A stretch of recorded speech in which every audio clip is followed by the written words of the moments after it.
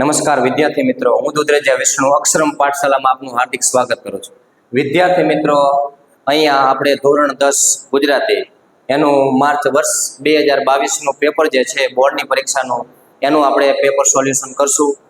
આના અગાઉ વર્ષ 2024 અને વર્ષ 2023ના જે પેપરનું સોલ્યુશન જે છે એ મિત્રો અક્ષરમ પાઠશાલા યુટ્યુબ ચેનલની અંદર એ મૂકેલ છે, તો એ પણ જોઈ લેવા નમ્ર વિનંતી. એના સિવાય વર્ષ 2017 સુધીના તમામ પેપરો જે છે જે બોર્ડની પરીક્ષાની અંદર પૂછાયેલા એને આપણે ક્રમિક આ અક્ષરમ પાઠશાલા યુટ્યુબ ચેનલની અંદર મૂકવાના છીએ, એટલે સતત આ ચેનલની અંદર તમામ વિડીયોને જોતા રહેવું. હવે આપણે આનું પેપર સોલ્યુશન મિત્રો કરીએ.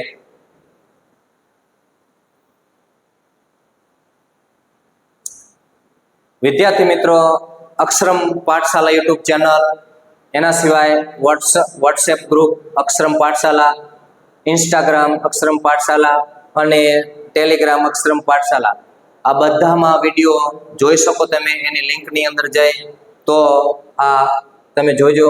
અને હવે આપણે એના પછી વર્ષ 2022નું માર્ચ બોર્ડની પરીક્ષાની અંદર જે પેપર પૂછાણું 10મા ધોરણનું, તો તમારે બોર્ડની પરીક્ષાનું કુલ 80 ગુણનું પેપર પરીક્ષાની અંદર પૂછાય. હવે મારે તમને એ કહેવું છે કે કોઈ પણ પેપર સોલ્યુશન શા માટે કરવું જોઈએ, તો એનું ચોક્કસ કારણ કે જો તમે પહેલેથી જ તે પેપર સોલ્યુશન કરતા રહેશો મિત્રો, તો એની અંદર કેવા કેવા પ્રશ્નો પૂછાણા એ તમને ખ્યાલ આવશે. એના સિવાય એની પેપર સ્ટાઇલ, કયા પ્રકરણ અથવા કયા પાઠ કાવ્યમાંથી કેટલા ગુણનું પૂછાણું, એક વાક્યના 2 ગુણવાળા 4 ગુણવાળા પ્રશ્નો, વ્યાકરણ કેવું પૂછાણું, વ્યાકરણના કેટલા ટોપિક પૂછાણા, આ બધી જ બાબત જે છે એ તમને આમાંથી જાણવા મળશે. તો પેપર સ્ટાઇલ પહેલેથી જો આપણને ખબર હોય તો આપણે એ પ્રમાણે તૈયારી કરવી, ઓછી મહેનતે તમે બોર્ડની પરીક્ષાની અંદર સારામાં સારા માર્ક્સ મેળવી શકશો. એટલા માટે આપણે આ પેપર સોલ્યુશન વારંવાર કરતા રહેવું જોઈએ, અથવા કોઈ વિડીયો આવા હોય તો આપણે જોતા રહેવું જોઈએ, જેથી કરી અને આપણા મગજની અંદર જો પેપર સ્ટાઇલ હોય તો પછી આપણે આસાનીથી એ પ્રમાણે તૈયારી કરી, નકરું વાંચવાથી પણ સારા માર્ક્સ મળતા નથી મિત્રો. તો આ બધું તમારે ધ્યાનમાં લેવું. હવે આપણે સોલ્યુશન કરાવીએ. તો વિભાગ એ ની અંદર ગદ્ય એટલે પાઠ, તો વિભાગ એ પાઠ જે છે એમાંથી તમારે કુલ 20 ગુણનું પૂછાય. તો એમાં આપણે જોડકું જોઈએ. પહેલા અહીંયા આપેલી ગદ્ય કૃતિઓ અને અહીંયા આપેલા સાહિત્ય પ્રકાર, એટલે કે પાઠનું એક બાજુ નામ આપેલા છે અને એક બાજુ એનો પ્રકાર આપેલો. તો એ આપણે જોઈએ. ભૂલી ગયા પછી જે છે એનો પ્રકાર જણાવો, તો એનો પ્રકાર છે એકાંકી. એના પછી ડાંગવનો અને, તો એનો પ્રકાર છે લલિત નિબંધ. એના પછી મિત્રો હિમાલયમાં એક સાહસ, તો એનો પ્રકાર છે પ્રવાસ નિબંધ. અને વિરલ વિભૂતિ, તો એનો પ્રકાર છે ચરિત્ર નિબંધ. બરાબર. હવે આગળ અહીંયા આપણને બ ની અંદર કે નીચે આપેલ વિકલ્પોમાંથી યોગ્ય વિકલ્પ પસંદ કરીને ખાલી જગ્યા પૂરો. તો એ તમારે 4 ગુણમાં બોર્ડની પરીક્ષાની અંદર પૂછાય. ઓપ્શન તમને કૌંસની અંદર આપેલા હોય, તેમાં સાચો શબ્દ શોધીને તમારે એ લખવાનો હોય, એટલે પૂરું ધ્યાન રાખીને તમારે જે સાચો શબ્દ આવતો હોય ખાલી જગ્યામાં લખવો.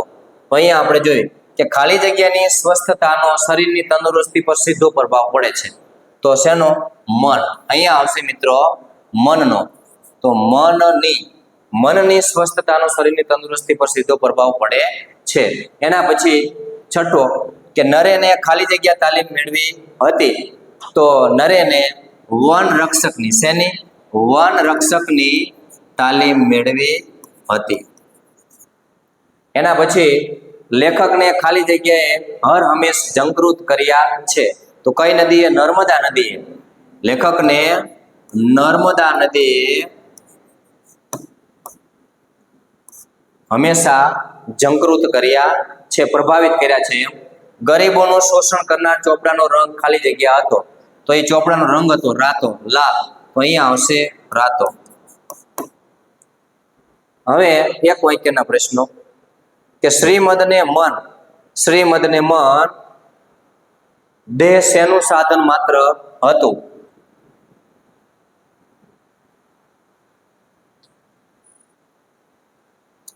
અહીંયા આપણે એક વાક્યના પ્રશ્નો, શ્રીમદને મન દેહ શેનું સાધન માત્ર હતું? તો શ્રીમદને મન દે એની ધર્મ સાધનાનું, શેનું? ધર્મ સાધનાનું સાધન માત્ર હતું. આ તમારે આવા ટૂંકા ટૂંકા પ્રશ્નો જે છે, જે એક જ શબ્દમાં જવાબ આવતા હોય એવા પૂછાતા હોય. માતાયાન કયા ઘાટ ઉપર આવેલું હતું? તો જોજીલા. કયો ઘાટ? જોજીલા ઘાટ ઉપર, યાદ રાખજો. માતાયાન જોજીલા ઘાટ ઉપર આવેલ હતું. એના પછી 2 ગુણ વાળા પ્રશ્નો તમે જુઓ મિત્રો. તો ગોકુળમાં ઉજવાયેલા કૃષ્ણ જન્મનું વર્ણન તમારા શબ્દોમાં કરો. રાજકોટથી છત્ર લેવા જવાની વાત સૌને મૂર્ખાઈ ભરી લાગતી હતી, કારણ કે અને ડુંગરે તેની પત્ની પ્રત્યે સહાનુભૂતિ દર્શાવતા શું કહ્યું? આવા ખૂબ જ અગત્યના પ્રશ્ન જે છે એ તમારે જોઈ લેવાના અને ટીક કરી લેવાના અને વાંચવાના. પછી હવે એના પછી તમારે મોટા પ્રશ્નો જે તમને પરીક્ષાની અંદર, હવે પેપર સ્ટાઇલ બદલાઈ ગઈ થોડી. પહેલા તમારે મિત્રો 4 ગુણમાં તમારે 4 ગુણનો એક પ્રશ્ન પૂછાતો હતો, પણ હવે તમારે એના 3 ગુણમાં 2 પ્રશ્ન અને 3 ને 6 ગુણમાં પૂછાશે. બરાબર? તો કોઈ પણ 2 લખવાના. રેસનો ઘોડો નવલિકાના આધારે બાળકના ઘડતરમાં અડચણરૂપ બનતા પરિબળોની ચર્ચા કરો. અને જગતના તાત એવા ધરતીપુત્રની કરુણ દશા નિહાળીને કાળનું હૃદય કેમ દ્રવી ઉઠ્યું? માનવ અને પ્રાણીની પરસ્પર પ્રીત, ઘોડીની સ્વામી ભક્તિ પાઠના આધારે વર્ણવો. મિત્રો આ 3 પાઠ એવા છે ને, એવું બને જ નહીં બોર્ડની પરીક્ષાની અંદર એનો એક મોટો પ્રશ્ન ન હોય. એટલે આ તમારે ખાસ તૈયાર કરી લેવાનો. એક રેસનો ઘોડો અને એક ભૂખથી ઊંડી ભીખ અને એક છેલ્લો 24મો પાઠ ઘોડીની સ્વામી ભક્તિ. તો આ ખૂબ જ અગત્યના પ્રશ્નો. હવે વિભાગ બી જોઈએ મિત્રો. તો વિભાગ બી ની અંદર પદ્ય એટલે કે કાવ્યમાંથી 20 ગુણનું તમારે પૂછાશે. એમાં પદ્ય કૃતિ એટલે કે કાવ્યનું નામ અને સામે કવિનું નામ કરતા. વૈષ્ણવજન, તો વૈષ્ણવજન કાવ્ય કોણે લખ્યું? તો નરસિંહ મહેતાએ મિત્રો, યાદ રાખજો. દિવસો જુદાઈના જાય છે, આ એક ગઝલ છે, એ લખી ગની દહીવાલાએ. એના પછી વતનથી વિદાય થતા આ એક સોનેટ પ્રકારનું કાવ્ય, તો આ લખ્યું છે જયંત પાઠકે. એના પછી માધવનો દીઠો છે ક્યાંય, તો આ જે છે એ કાવ્ય લખ્યું હરીન્દ્ર દવે. તો આવી રીતે તમને એની અનુક્રમણિકા બધું તમારે તૈયાર કરી નાખવાનું, એટલે તમારે એકય ગુણ કપાશે નહીં. એના પછી તમારે વિકલ્પ, તો ખાલી જગ્યા યોગ્ય વિકલ્પ પસંદ કરી અને ખાલી જગ્યા પૂરો, એ પણ તમારે 4 ગુણની અંદર પાઠની જેમ પૂછાશે. નરસિંહ મહેતાના પદ આ 3 માંથી ખાલી જગ્યા તરીકે જાણીતા છે, તો પ્રભાતિયા તરીકે જાણીતા છે. નરસિંહ મહેતાના પદ પ્રભાતિયા તરીકે જાણીતા છે. પાતાળમાં ખાલી જગ્યા પરખાય છે, તો પાતાળમાં કોણ પરખાય? હરિવર. જવાબ આવશે હરિવર. મિત્રો યાદ રાખજો, હરિવર અથવા ભગવાન કૃષ્ણ ભગવાન. સમગ્ર વિશ્વ ખાલી જગ્યાનો આશ્રમ છે, તો સમગ્ર વિશ્વ સંતોનો આશ્રમ છે. અહીંયા સંતો હશે, સંતોનો આશ્રમ છે મિત્રો. 24મું, ખાલી જગ્યા બનવું દુર્લભ છે, તો જે આસાનીથી પ્રાપ્ત ન થાય એવું, જેમાં બહુ મહેનત કરવી પડે, તો જેણે આખો દેશને ઉજાડ્યો હોય એવું બનવું હોય, એના માટે શબ્દ છે દેશ દીપક. તો દેશ દીપક બનવું દુર્લભ છે, દેશ દીપક.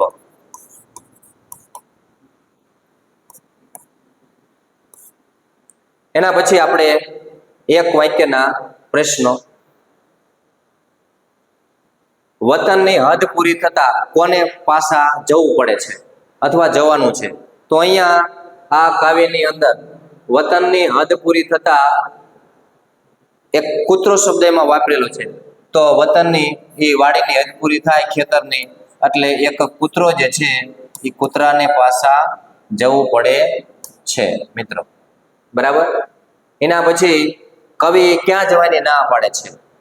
તો આ જે છે મિત્રો, આપણને એનો ચોખ્ખો ઉલ્લેખ નથી કરેલો, પણ અહીંયા એવું આવે કે જ્યાં આદર ન હોય, આદર માન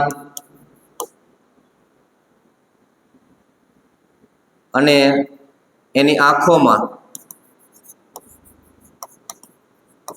સ્નેહ એટલે કે પ્રેમ ન હોય, સ્નેહ ન હોય, તેવા વ્યક્તિના ઘેર જવાની કવિ ના પાડે છે. ભલે અહીંયા ગમે એટલો સોનાનો વરસાદ કેમ નો વરસતો હોય, આ જે કાવ્ય પંક્તિઓ જે છે મિત્રો, એ આ કવિ ક્યાં જવાની આપણને ના પાડે છે.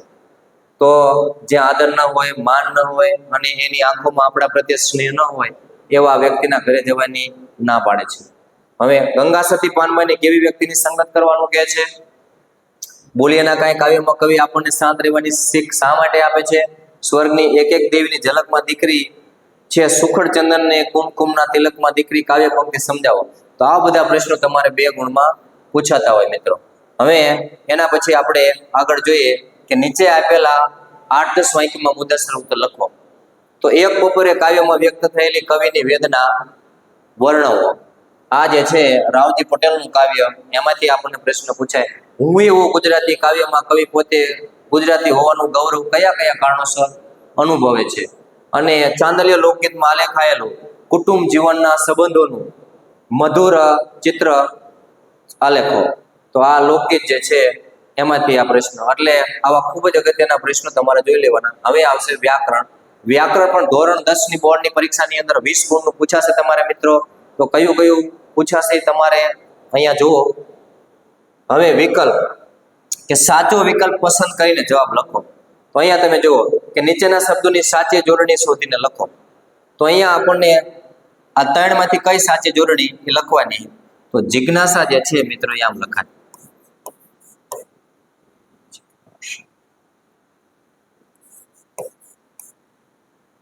તો આની અંદર જિજ્ઞાસા અહીંયા આપણને આપેલું. એના પછી જુઓ ગિરિવર. તો ગિરિવર જે છે એ આ સાચી જોડણી ગિરિવર. એના પછી આપણે સંધિ, વી વત્તા સમ શબ્દની સાચી સંધિ જોડો.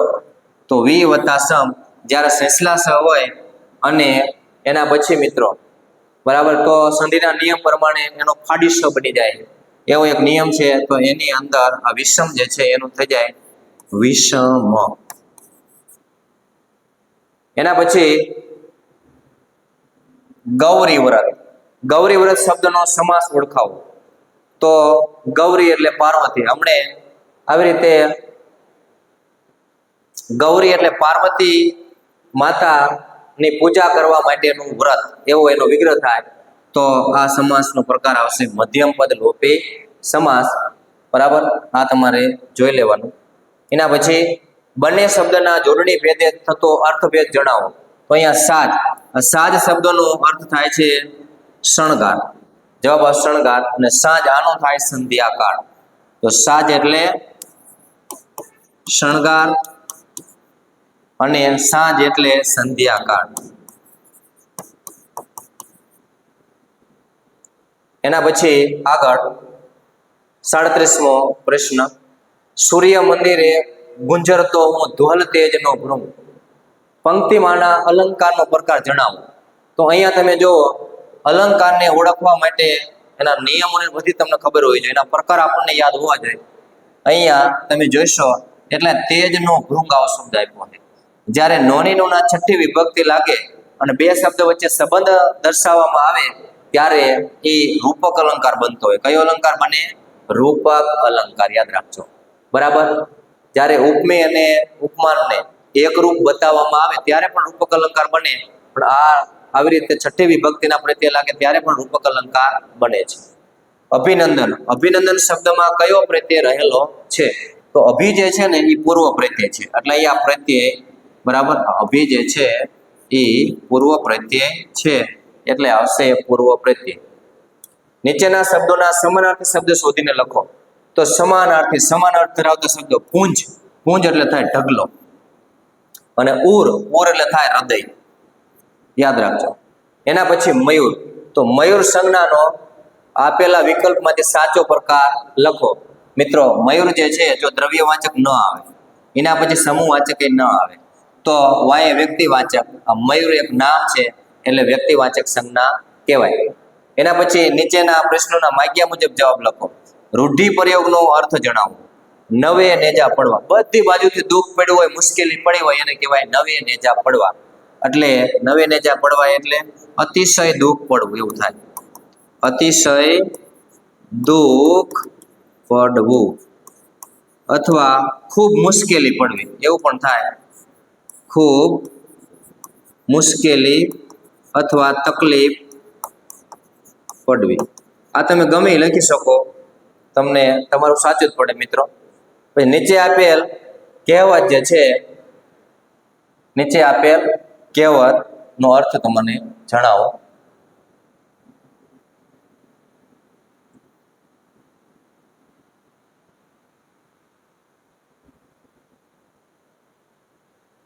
બાવાના બે બગડવા.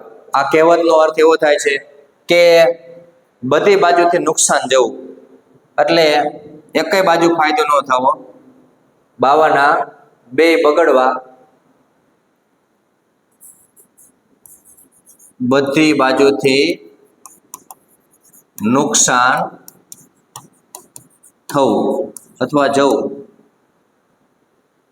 નીચેના શબ્દ સમૂહ માટે એક શબ્દ લખો. કુદરતનું સુંદર ધામ. આને મિત્રો કહેવાય શબ્દ સમૂહ માટે એક શબ્દ પ્રકૃતિ મંદિર.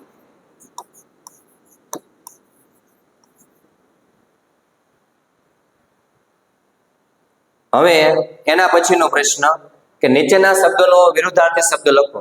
તો હરખ. હરખ એક તળપદો શબ્દ. હરખ એટલે થાય આનંદ મિત્રો. એટલે હરખ એટલે અહીંયા આવશે શોક, દુઃખ. નીચેના વાક્યને કર્મણી વાક્યમાં ફેરવો. તો આ કર્મણી વાક્યમાં ફેરવાનું છે. આનો નિયમ શું હોય મિત્રો કે કોઈ પણ કર્તા આપ્યો હોય, કર્તાને થી લગાડો. તો આમાં જુઓ હિમાંશુએ, તો આને આપણે થી લગાડવું પડે. હિમાંશુથી, હિમાંશુએ ન બોલવાના સોગંદ ખાધા હતા. હિમાંશુથી ન બોલવાના, ન બોલવાના સોગંદ. હવે જો ક્રિયાપદ હોય ને એની અંદર આ પ્રત્યય લગાડો, એવો નિયમ હોય. તો સોગંદ ખાધા હતા, તો સોગંદ ખવાયા હતા, ખવાયા હતા. તો અહીંયા તમે જુઓ આ પ્રત્યય લાગ્યા છે. તો આવી રીતે જે છે એ તમારે બરાબર કર્તાને થી અને ક્રિયાપદને આ પ્રત્યય લગાડો એટલે કર્મણી વાક્ય બની જાય. એના પછી તમે જુઓ તળપદો શબ્દ. તો તળપદા શબ્દનું શ્રેષ્ઠ એટલે કે શુદ્ધ રૂપ આપો. આપણે શુદ્ધ ભાષા કેવી રીતે બોલી શકીએ? તો ચડવ. હવે આ શબ્દ જે છે મિત્રો એ તમારે, આપણે વસેરી ઘોડી હોય એની ઉપર અસવાર બેવે, એટલે આ ઘોડીની સ્વામી ભક્તિ 24મો પાઠ જે છે એની અંદર આવો શબ્દ આપેલ છે, એ તમે જોઈ લેજો. ચડવ એટલે સવાર થવું એવું થાય, પણ ચડવ એટલે થાય સવાર. એટલે ઘોડી ઉપર સવારી કરવી એના અર્થમાં વપરાયેલો છે મિત્રો. આ તમારે ખાસ ધ્યાનમાં લઈ લેવાનું છે બરાબર. સવાર એટલે પ્રભાત એવું પણ થાય, એટલે આ તમારે ધ્યાનમાં લેવાનું. એના પછી મિત્રો વિશેષણ શોધી તેનો પ્રકાર જણાવો. તો પહેલા વિશેષણ શોધવાનું બરાબર. વિશેષણ શોધવા માટે તમારે એકદમ શોર્ટકટ તમને સમજાવું મિત્રો. એને તમારે યાદ રાખવાનું. કેવો, કેવી, કેવું, કેવા એ શબ્દ દ્વારા તમે વાક્યને પ્રશ્ન પૂછો. વિશેષણ ગમે ત્યાં હોય ને તો તરત જ મળી જાય તમને બરાબર. તો શિશુને બોલાવતી બા હતી પણ કેવા, તો કે રિસાળ. તો જે જવાબ મળ્યો ને એ વિશેષણ હોય બરાબર. અને જો સંખ્યાવાચક વિશેષણ હોય તો કેટલો, કેટલી, કેટલું, કેટલા એના દ્વારા પ્રશ્ન પૂછો એટલે તમને સંખ્યાવાચક વિશેષણ મળી જાય. અહીંયા રિસાળ જે છે એ વિશેષણ, અને આ વિશેષણનો પ્રકાર જણાવો. તો રિસાળ જે છે ગુણવાચક વિશેષણ મિત્રો કહેવાય.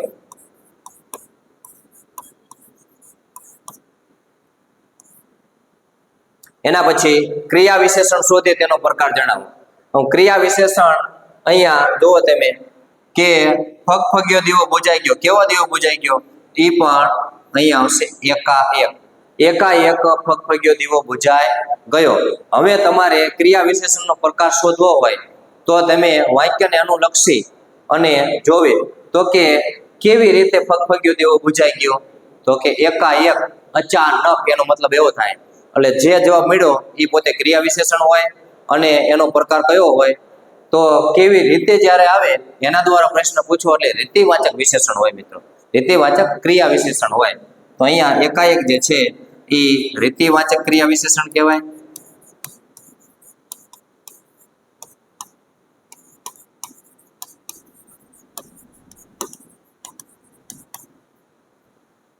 હવે એના પછી 49મો પ્રશ્ન. ગર્ભદીપ શબ્દના ધ્વનિ ઘટકો છૂટા પાડો, એટલે કે સ્વર વ્યંજન છૂટા પાડો. તો અહીંયા તમે જુઓ ગર્ભદીપ, તો ગ વત્તા અ, પછી ર, રેપ નો ર થઈ જાય ગર્ભ, ભ વત્તા અ, અને દ વત્તા દીર્ઘઈ એટલે દીર્ઘઈ, અને વત્તા પ. મિત્રો પ ની પાછળ અ આવશે નહીં, કારણ કે છેલ્લો અક્ષર વ્યંજનાર્થ હોવાથી આપણે અ લખવામાં આવતો નથી. હવે અહીંયા જુઓ તમે, ભાવે વાક્ય બનાવો, તો ભાવે વાક્યમાં રૂપાંતર કરો. વિશ્વરાજને હસવું આવ્યું, તો વિશ્વરાજ કરતા શોધો, કરતા નથી લગાડો પેલા.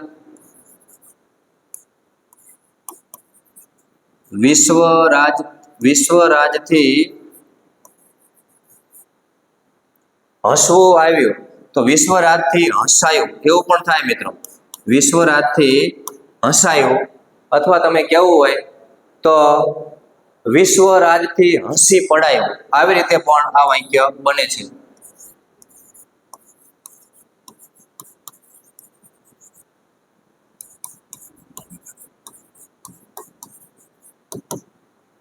તો બંને રીતે બની શકે. એના પછી આપણે નીચેની પંક્તિનો છંદ ઓળખાવો, કે તીરથી પામવા પક્ષી વ્યર્થ આ કૃતા મથે, અને તીરથી પક્ષી તો નાના કિંતુ સ્થૂલ મળી શકે. આ જે કાવ્ય પંક્તિઓ જે છે એ મિત્રો કલાપીનું જે કાવ્ય જે છે શિકારીને, આપણે ધોરણ 10 જ આવે છે એની કાવ્ય પંક્તિ. અને તમને ખબર હોય તો કે આખું કાવ્ય જે છે ને અનુષ્ટુપ છંદની અંદર લખાયેલું છે, કે જેની અંદર પાંચમો, છઠ્ઠો અને સાતમો અક્ષર 1 2 3 4, આ પાંચમો, છઠ્ઠો અને સાતમો, એવી જ રીતે આ પહેલું ચરણ કહેવાય, અને આ બીજું, આ ત્રીજું, અને આ બીજું, અને આ ચોથું. અહીંયા તમે જુઓ 1 2 3 4, એટલે આ પાંચમો, છઠ્ઠો અને આ સાતમો. એવી જ રીતે 1 2 3 4 5, આ પાંચમો, છઠ્ઠો અને સાતમો. 1 2 3 4 5 6 અને 7. હવે અનુષ્ટુપ છંદ કેવી રીતે બને મિત્રો, હું તમને શીખડાવું. કે કોઈ છંદનો આવા 8 અક્ષરના એમાં 4 ચરણ હોય છે, એટલે એક લીટીની અંદર 16 અક્ષર આપેલા હોય, અને બીજી લીટીની અંદર 16 અક્ષર આપેલા હોય, એટલે આ બધા જે છે ને એ 8 અક્ષરના ચરણ છે. એવા અનુષ્ટુપ છંદની અંદર 4 ચરણ આવેલા, કુલ 32 અક્ષર થાય એના, બરાબર. તો એનો પહેલું ચરણ અને ત્રીજું ચરણ, અને બીજું ચરણ અને ચોથું ચરણ, આ તમારે ધ્યાનમાં લેવાનું છે, એકી અને બેકી સંખ્યા. તો પહેલા અને ત્રીજા ચરણનો પાંચમો, છઠ્ઠો અને સાતમો અક્ષર ય માતા હોય. ય માતા એટલે આવી રીતે મિત્રો, ય માતા એટલે કે લઘુ ગુરુ ગુરુ હોય પહેલા અને ત્રીજા ચરણનો, કે અહીંયા લઘુ ગુરુ ગુરુ હોય, લઘુ ગુરુ ગુરુ હોય. અને બીજા અને ચોથા ચરણનો પાંચમો, છઠ્ઠો અને સાતમો અક્ષર જભાન હોય. જભાન એટલે તમારે આ શબ્દો તમારે યાદ રાખવાના, એટલે આપણને આસાનીથી ઓળખાવી શકીએ કે લઘુ ગુરુ લઘુ હોય. આવું તમારે યાદ રાખવાનું, ય માતા અને જભાન, એટલે આસાનીથી આપણે ઓળખાવી શકીએ. તો આ જે છે એ તમારે લઘુ ગુરુ અને લઘુ, લઘુ ગુરુ લઘુ. હવે શબ્દો આપણે અક્ષરને જોઈ લેવી. અહીંયા જુઓ તો આ જે છે લઘુ, આ ગુરુ, અને આ લઘુ થઈ જાય. જો આ ક્ષ જે છે ને જોડિયો અક્ષર છે, જોડિયા અક્ષર એની આગળનો અક્ષર હોય એને થડકો લાગવાથી લઘુ હોવા છતાં ગુરુ બને, આવો નિયમ છે છંદની અંદર. એટલા માટે પ જે છે મિત્રો એ લઘુ હોવા છતાં અહીંયા આપણે ગુરુ બને છે, બરાબર. અહીંયા તમે જુઓ આ પણ એવું છે 1 2 3 4 5 6 અને 7.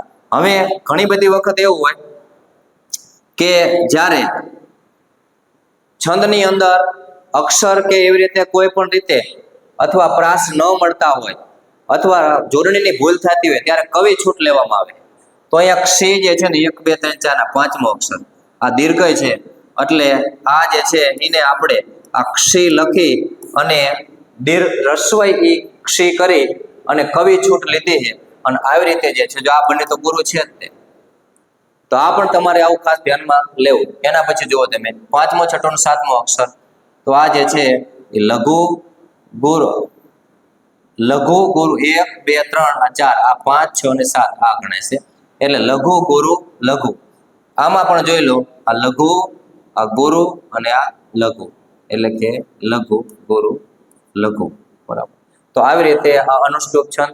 હવે છેલ્લું 52મું, મભન તત ગાગા કયા છંદનું બંધારણ છે? તો મભન તત ગાગા છે એ મંદાક્રાંતા છંદનું બંધારણ છે મિત્રો. બરાબર. આ તમારે બધાએ બંધારણ યાદ રાખવાના છંદમાં. મંદાક્રાંતા, અને મંદાક્રાંતા જે છે એની અંદર અક્ષર કેટલા હોય? 17 અક્ષર હોય. આ પણ તમારે ધ્યાનમાં રાખવાનું. આવો કોઈ પણ પ્રશ્ન જે છે એ આપણને પરીક્ષાની અંદર પૂછાતો હોય. આવી રીતે તમારે અર્થ વિસ્તાર પૂછાય તો 2માંથી 1 લખવાનું હોય. એ તમારે આવા બધા ઉદાહરણ જોઈ લેવાના. એના પછી અહેવાલ પૂછાતો હોય, એ પણ તમારે 4 ગુણની અંદર 100 શબ્દોમાં લખવાનો હોય. તો એ અહેવાલ પણ ફરજિયાત હોય, એટલે તમારે ધ્યાન રાખીને લખવાનું. અને અહેવાલનો એક નિયમ છે મિત્રો, હંમેશા અહેવાલ ભૂતકાળમાં જ લખાય. આ પણ તમારે ધ્યાનમાં લેવાનું. એના પછી ત્રીજા ભાગમાં તમારે સંક્ષેપીકરણ જેને આપણે કહેવાય, તો જે તમને ફકરો આપેલો હોય એ 4 ગુણમાં પૂછાશે, અને ત્રીજા ભાગનો સંક્ષેપ કરી અને તમારે ટૂંકો ફકરો જે છે એનું હાર્દ લખવાનું હોય છે. આ પણ તમારે ધ્યાનમાં લેવાનું. હવે એના પછી તમારે નિબંધ. તો નિબંધ જે છે એ તમારે 8 ગુણની અંદર 250 શબ્દોમાં પૂછાશે. 3 નિબંધ તમને આપવામાં આવેલા છે, અને બધા મુદ્દાસર નિબંધો હશે. સારામાં સારો જે તમને નિબંધ આવડતો હોય એ નિબંધ, કોઈ પણ એક નિબંધની પસંદગી કરી અને એક જ નિબંધ બોર્ડની પરીક્ષામાં તમારે લખવાનો, એટલે સારામાં સારા તમને માર્ક્સ મળી શકે. તો વિદ્યાર્થી મિત્રો, આ પેપર સોલ્યુશન તમને બધાને ગમ્યું હશે એવી હું આશા રાખું છું. અને આવા નવા બીજા પેપરો જે છે મિત્રો, એ વર્ષ 2022 એના ત્યાંથી માંડી અને વર્ષ 2017 સુધીના પેપર જે છે એ અક્ષરમ પાઠશાલાની અંદર મૂકવામાં આવશે. તો એ યુટ્યુબ ચેનલને તમે સબસ્ક્રાઇબ કરી લેજો. અને એના સિવાય તમને વર્ષ 2024, વર્ષ 2023 અને આ વર્ષ 2022 આ પેપર જે છે એ આ અક્ષરમ પાઠશાલા યુટ્યુબ ચેનલની અંદર સોલ્યુશન રૂપે તમને જોવા મળશે. તો અવારનવાર આવા પેપર સોલ્યુશન તમે કરતા રહેજો. ધન્યવાદ.